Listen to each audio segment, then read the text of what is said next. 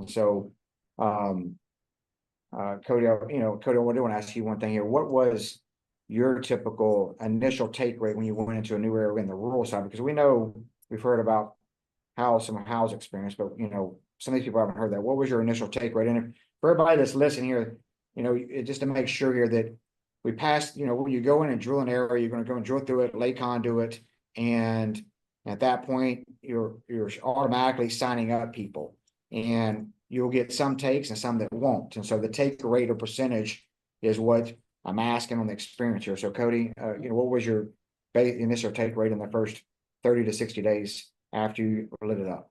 So our initial take rate, whenever people knew that we were coming to their neighborhood, was usually 50 to 60%.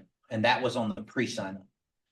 Once we came in, they talked to their neighbors, that went to 70 to 80%. Now there was always holdouts. There were always, somebody may have been in a contract with some other carrier. But when we went into a neighborhood that did not have any service, that did not have another option, as this map's pointing out, we saw no less than 70% within the first 4 to 6 months of being in that neighborhood.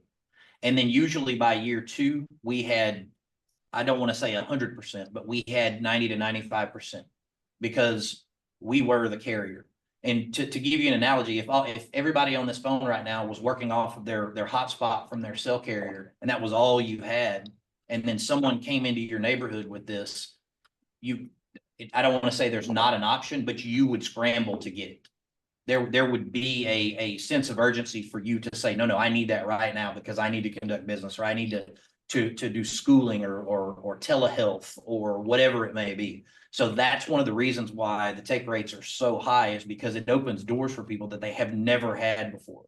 Because when you're in a community and everyone's running on a cellular hotspot, it drags the cell tower down to nothing and no one can do anything. Whereas when you run a proper internet network into a neighborhood, options open up all across the board. Yeah, the most common question you're asked when you build areas like this is not how much or what is it, it's when. When can you get it to my house?